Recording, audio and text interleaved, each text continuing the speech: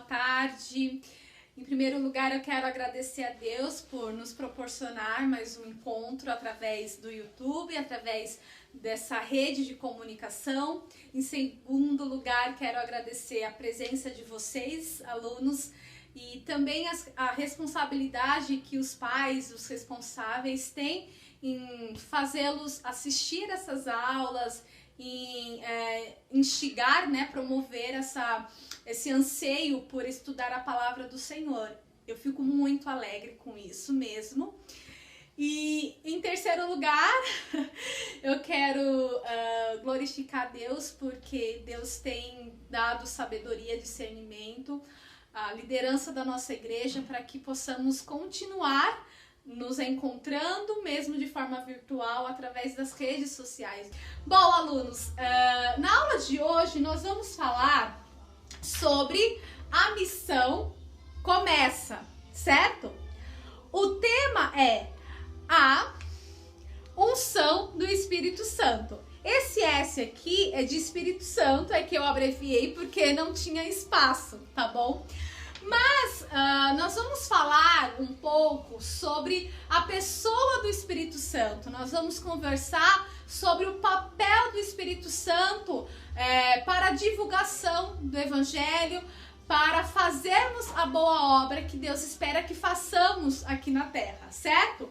Então, gente, o texto base está lá em Atos 2, de 1 a 4, e o título desse texto é A Descida do Espírito Santo, certo? Deixa eu ver se é isso mesmo. Isso. Bom, eu vou começar lendo o texto. Abram lá em Atos 2. Muito bem. Vamos lá. A descida do Espírito Santo. Ao cumprir-se o dia de Pentecoste, estavam todos reunidos no mesmo lugar.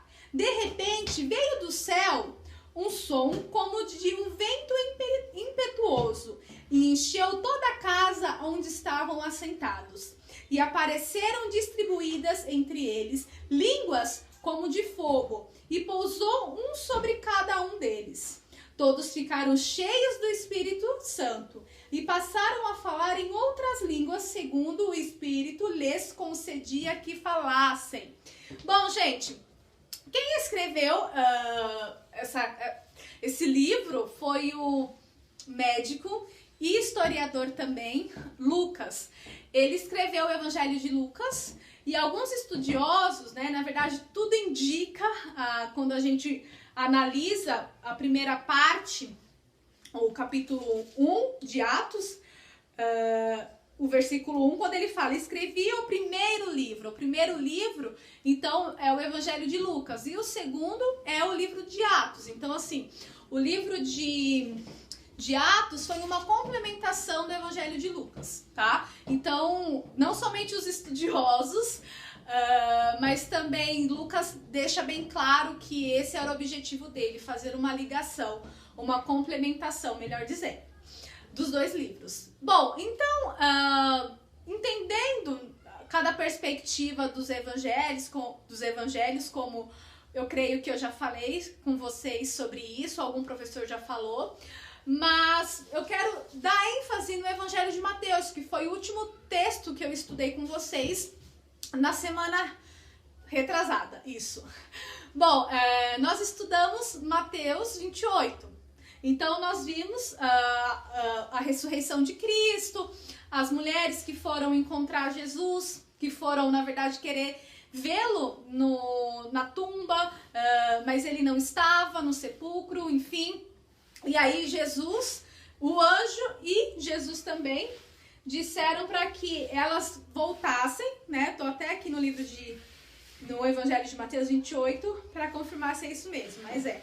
Então, o anjo e Jesus falaram para que elas não, ficassem temerosas, mas que elas fossem avisar os irmãos, os discípulos, para que eles pudessem ir todos a Galileia, que lá eles veriam Jesus. Então, Jesus, depois que ressuscitou, conforme está lá em Atos 1, ele ficou mais ou menos 40 dias, ficou 40 dias, isso, ainda sobre a face da terra, andando, passando algumas instruções aos seus discípulos, que os discípulos pudessem esperar o momento certo para fazer aquilo que ele ordenou em Mateus 28, 18, né? Jesus disse, 19, ide, portanto, fazei discípulos de todas as nações, batizando-os em nome do Pai, do Filho e do Espírito Santo.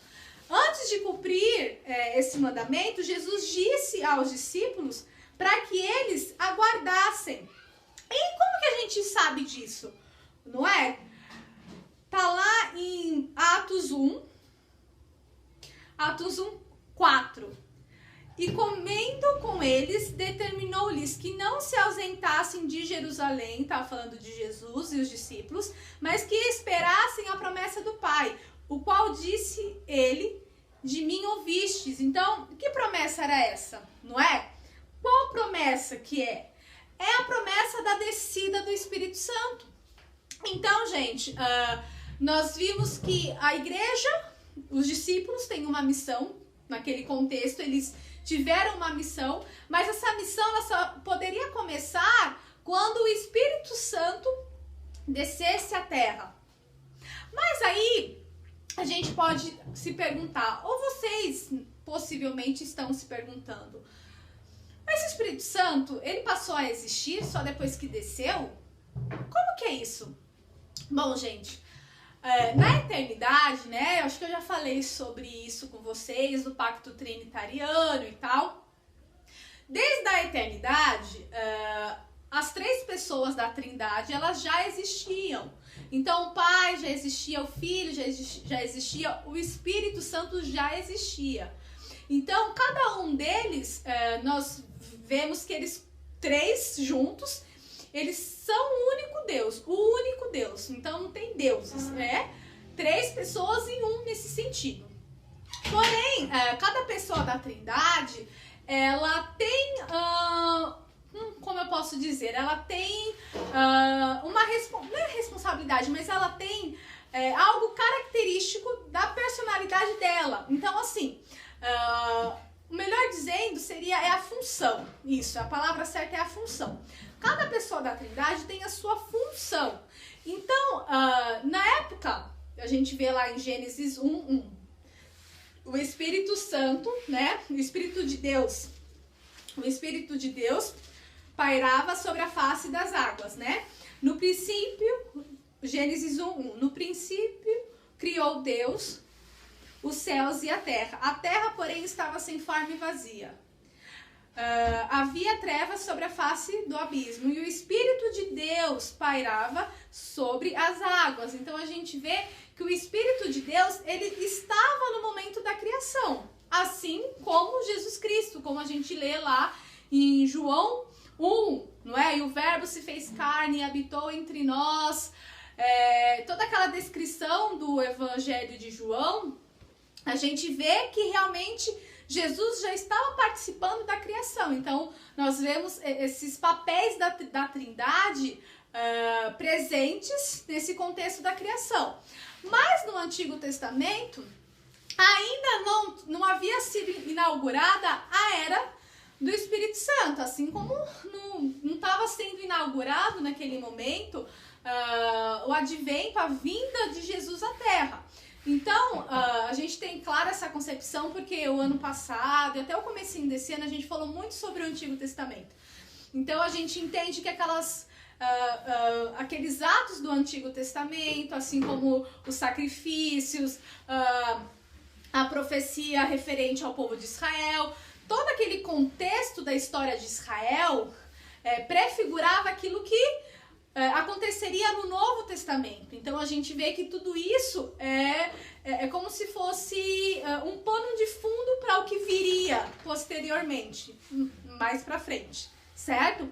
Então, gente, o Espírito Santo ele já existia desde a eternidade, assim como Jesus. O Espírito Santo agia no Antigo Testamento, ele capacitava os sacerdotes, ele capacitava os levitas, A gente vê essa descrição lá na construção do tabernáculo, na construção do templo, que o Espírito Santo concedia talentos, dons, para que as pessoas pudessem fazer aquilo que era para ser feito nesse contexto de adoração a Deus, em comunhão, né, com o povo judeu ali, né, com os hebreus. Então, nós vemos que a ação do Espírito Santo, ela sempre esteve presente, tá? Porém, a era dele não havia sido inaugurada. Por isso que Jesus disse: antes de vocês saírem para fazer missão, eu estou parafraseando, estou colocando as minhas palavras aqui, mas a questão central continua a mesma, certo? Antes de vocês pregarem o evangelho, vocês precisam esperar para que do céu vocês sejam revestidos de poder. E esse poder é o poder do Espírito Santo, é o poder que encheria e capacitaria o povo a pregar o evangelho. E é nesse contexto que a gente entende Atos 2. Eu vou só me atentar aos 4 primeiros capítulos, 4 primeiros versículos, perdão. Mas se vocês quiserem continuar lendo, não tem problema, tá? Mas o que eu quero que vocês entendam, gente, é que quando os discípulos eles tiveram essa noção de que realmente eles tinham que esperar em Jerusalém, como tá lá, onde lemos em Atos 1, 4, esperar em Jerusalém para que do céu descesse esse poder, eles entenderam que era necessário eles ficarem juntos, né? Eles ficarem juntos. E em Jerusalém, todos estavam assentados, provavelmente numa residência, num lugar onde eles estavam ali em comunhão, os discípulos, mais ou menos ali 120 pessoas, certo? E aí, eles começaram a se reunir, porque eles estavam naquele período de Pentecoste, tá? Então, lembrando que a festa de Pentecostes foi concedida aos hebreus ali em Levíticos. Então, foi uma festa solene que Deus concedeu a Israel, fazendo com que eles se reunissem logo no primeira semana, né, de encontro, enfim, da primavera, de chegada da primavera, tá? Então eles estavam ali, Penta tem a ver com 50, então eles estavam ali comemorando logo 50 dias depois da Páscoa. Então, mais ou menos aquele prazo, lembra que eu falei que Jesus ficou 40 dias na terra ainda? Então, passando mais ou menos uns 10 dias, a descida do Espírito Santo se concretizou, passando 10 dias depois que Jesus ascendeu aos céus, tá? Então, eles estavam ali reunidos cumprindo essa festa solene. Então, olha só, os judeus estavam naquele contexto, quando a gente fala em judeus, porque eles tinham essa noção que eles eram judeus ainda, não é? Então, eles estavam cumprindo aquilo que era estabelecido na lei, aquilo que foi estabelecido no Antigo Testamento, especificamente no livro de Levítico, certo? E aí, gente, o que a gente consegue notar aí nessa passagem? Que eles estavam todos reunidos, certo?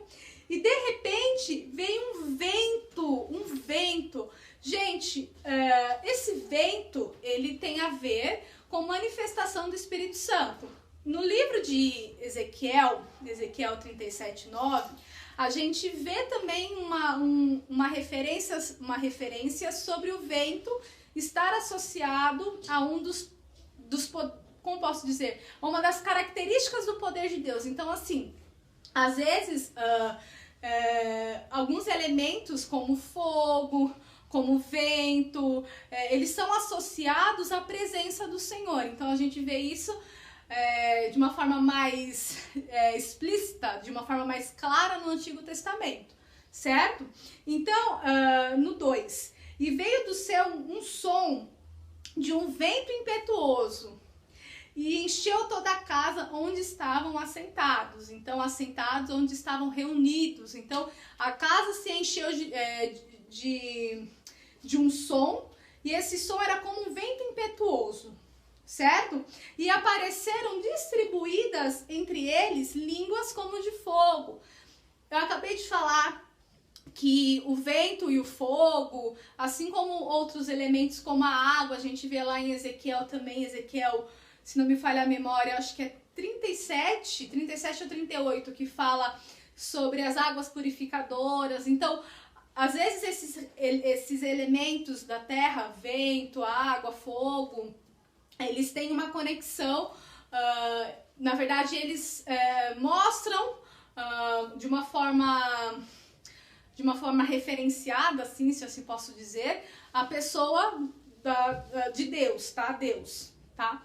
Então, aqui a gente vê que essas línguas eram línguas como de fogo. Então, esse fogo, de novo, representa a própria presença de Deus, tá? Então, essa passagem, ela faz uma ligação com a profecia de Joel, como tá lá em Atos 2:17 até o 21. Fala sobre a profecia do profeta Joel, tá? Essa profecia fala sobre um tempo que o Espírito Santo seria derramado. E esse Espírito Santo, ele faria com que o coração de pedra se tornasse um coração de carne. Porque Deus, derramaria o seu Espírito nessas pessoas. Então a gente vê que essa manifestação da línguas como de fogo foi profetizada pelo profeta Joel, certo? Bom, ele também, gente, foi profetizado, certo? Por Jesus. Jesus também profetizou falando sobre a descida do Espírito Santo. Porque Jesus falava o seguinte, né? É necessário que eu vá para que o outro venha, para o Consolador, para que ele venha. Então, era impossível Jesus permanecer aqui na Terra e o Espírito Santo vier, entende? Estivesse também presente aqui. Porque, como eu disse lá no comecinho, cada pessoa da Trindade tem o seu papel. Então, o papel do Espírito Santo é consolar.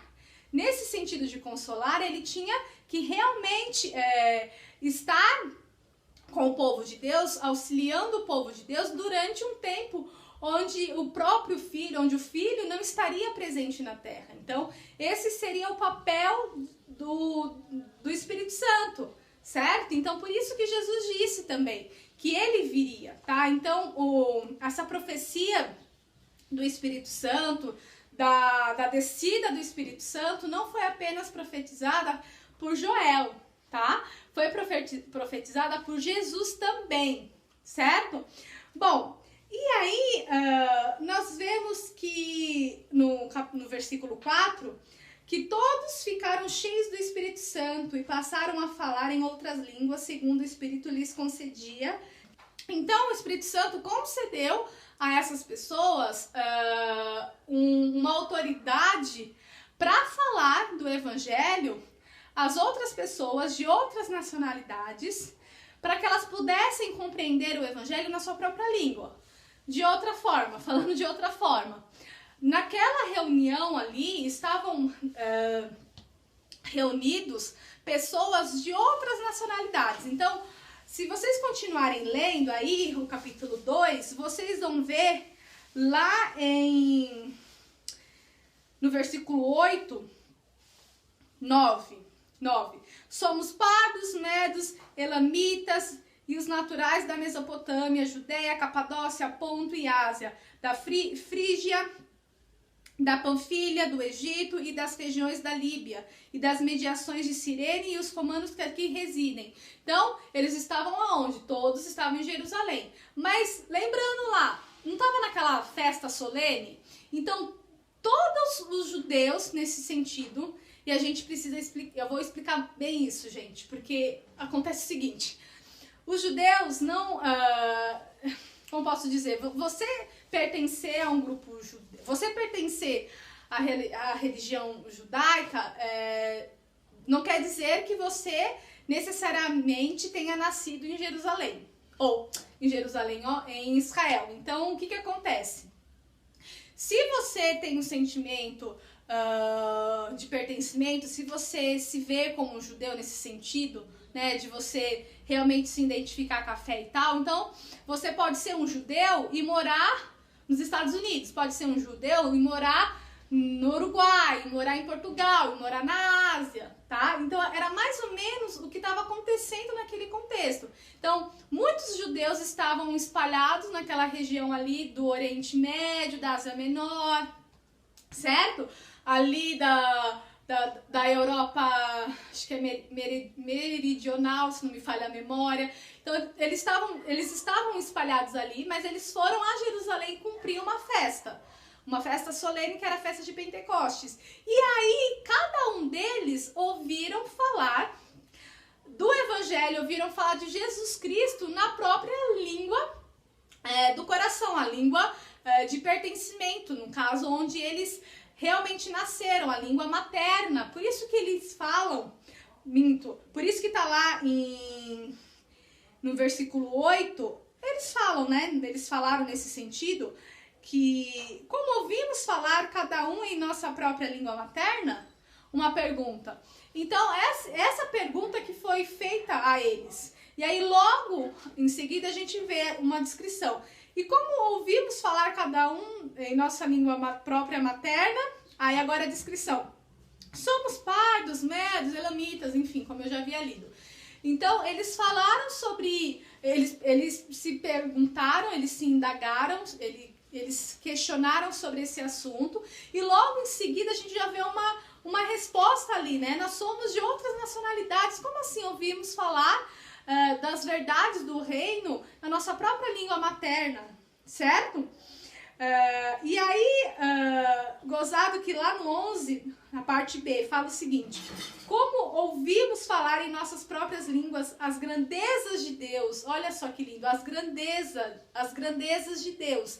Então, como que isso poderia acontecer?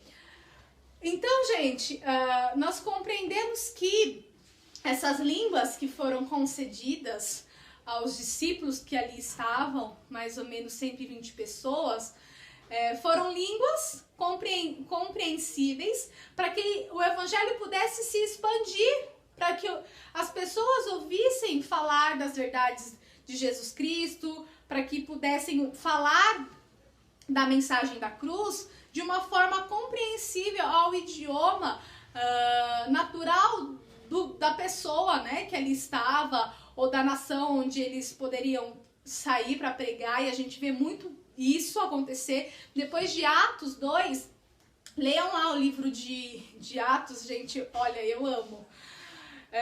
Se um dia eu fizer uma pós-graduação em teologia, enfim, né, eu pretendo abordar essa temática do livro de Atos, porque é uma coisa que eu amo de coração. Enfim, então, esse livro de Atos, ele é muito especial, porque depois dessa descida do Espírito Santo, a gente vê a igreja, fazer isso, se espalhar. A gente vê a igreja primitiva realmente se expandir, o evangelho crescer, enfim. Então, essa língua, né, essas línguas que foram concedidas, eram línguas que estavam sendo dadas ao povo para que eles pudessem pregar o evangelho, tá? E aí, o que a gente entende, né? A gente compreende que esses dons de línguas, eles são dons, segundo Atos 2, para a divulgação do evangelho, para fazer com que a mensagem da cruz possa se achegar a vários continentes, né? Nós somos 5 continentes, temos 5 continentes, para que possa crescer o evangelho, para que possa ir a toda a etnia, a toda a nação, certo? Então a gente compreende que sem o Espírito Santo a gente não consegue fazer nada, porque da mesma forma que Jesus disse, olha, esperem lá em Jerusalém até que do céu venha um poder, se nós não tivermos o Espírito Santo a gente não consegue fazer nada. Então, uma coisa tem que estar clara, gente. Nós temos o Espírito Santo no momento que a gente recebe o Espírito Santo. No momento que a gente recebe Jesus Cristo. Então, no momento que a gente recebe Jesus Cristo, a gente tem o Espírito Santo habitando em nós. E é o Espírito Santo que vai nos capacitar a fazermos as obras que Ele quer que façamos, a cumprirmos os mandamentos, a evangelizarmos. Então, da mesma forma como o povo esperou até que eles tivessem esse enchimento espiritual, assim tem que ser as nossas vidas. O enchimento espiritual, tem um autor que eu gosto muito, um teólogo, que fala sobre isso, agora fugiu o nome dele. Mas ele fala o seguinte, que esse enchimento espiritual, ele é constante, não há limite, não há limites, entendem? Então, assim, nas outras partes do livro de Atos, nós vamos ver que outros grupos foram enchidos pelo Espírito Santo. Às vezes esse enchimento espiritual não está condicionado ao falar em línguas, mas a ter uma intrepidez, a saber se posicionar, a falar como Pedro falou de uma forma tão bela ali, para aquelas pessoas que não compreenderam, pensando que aquelas pessoas que estavam falando em línguas eram pessoas bêbadas. Aí ele levanta e fala, não, isso não é, como posso dizer, isso não são pessoas bebuns, né, pessoas bêbadas, mas isso daqui é o cumprimento da palavra, da promessa de Deus e tal. E ali, através desse discurso dele, mais de 3.000 pessoas entregaram a vida a Jesus. Então, entendam que sem o Espírito Santo a gente não consegue fazer isso. Então, esse enchimento espiritual tem que ser algo diário, tem que ser algo que permaneça constantemente no nosso sangue. Senão, a gente nunca vai poder pregar o Evangelho de uma forma tão eficaz assim. A gente sabe que quem faz a obra é o Espírito Santo. Então, se a gente não busca, se a gente não tem uma vida de comunhão, como o pastor Arival sempre fala, né? E ele dá muita ênfase nisso, da gente buscar o Espírito Santo, da gente viver uma vida que agrade a Deus, da gente sempre buscar, né, nesse sentido, esse fogo, porque o fogo também ele tem a ver com condenação na Bíblia, tá? Mas nesse sentido, buscar esse fogo como realmente a presença de Deus, porque senão a gente começa a esmurecer na fé, senão a nossa pregação ela não vai ser uma pregação nesse sentido fervoroso, sabe? De você realmente falar a palavra e você realmente se dispor a buscar em oração, enfim. Então, isso a gente precisa fazer todo santo dia, gente, é buscar poder no Espírito Santo. Então, buscar essa intrepidez, buscar essa forma de falarmos de Deus, da Trindade, na essência de quem as três pessoas da Trindade são, para que possamos falar do amor de Cristo de uma forma mais verdadeira possível, tá bom? Bom, o que a gente vai fazer? Agora eu vou falar para vocês mais ou menos umas 2 ou 3 perguntas do catecismo infantil, que eu acho bacana a gente conversar um pouco sobre isso, tá? Vai ser bem rapidinho, tá? Jogo rápido. Pergunta 6. Se vocês têm em mãos esse catequismo infantil, vai ser uma bênção, tá? Então vamos lá. Existe mais de um Deus? Resposta, não. Só existe um Deus. E a gente tem base bíblica em Deuteronômio 6, 4, em 1 Coríntios 8, 16, tá? Pergunta 7. Em quantas pessoas Deus subsiste? Deus subsiste em 3 pessoas: Pai, Filho e Espírito Santo. E nós temos base em Lucas 3, 21 e 22 e 2 Coríntios 13, 13.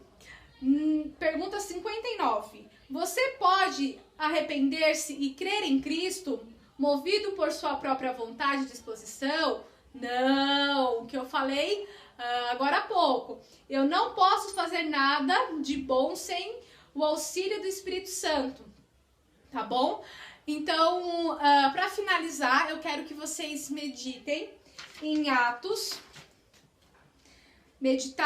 Memorizar, melhor dizendo, né? Vocês vão ter que decorar. Em Atos 1:8. Vocês vão decorar esse versículo, certo? Mas recebereis poder ao descer sobre vós o Espírito Santo e sereis minhas testemunhas, tanto em Jerusalém como em toda a Judéia e Samaria, até aos confins da terra. Certo? Para a próxima aula. Então, o que vocês vão fazer? Do lado das frases que eu vou ler e vou mostrar a vocês, coloquem V para verdadeiro e F para falso. Certo? Essa é a lição de casa para essa semana. A Trindade é difícil, por isso não existe? Verdadeiro ou falso essa afirmação? A Trindade existe desde a eternidade? Verdade ou falso? Somente Deus Pai é Deus? Verdade ou falso?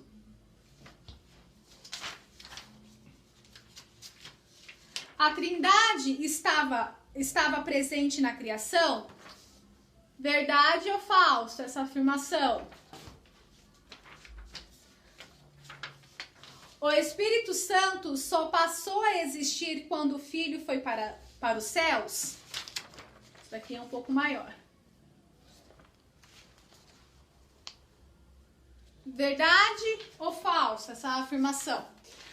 Bom, para ajudar nesse exercício, estejam com um caderno em mãos ou com uma agenda, com uma folha, para que vocês possam anotar essas afirmações e depois colocar o F ou o V, tá bom?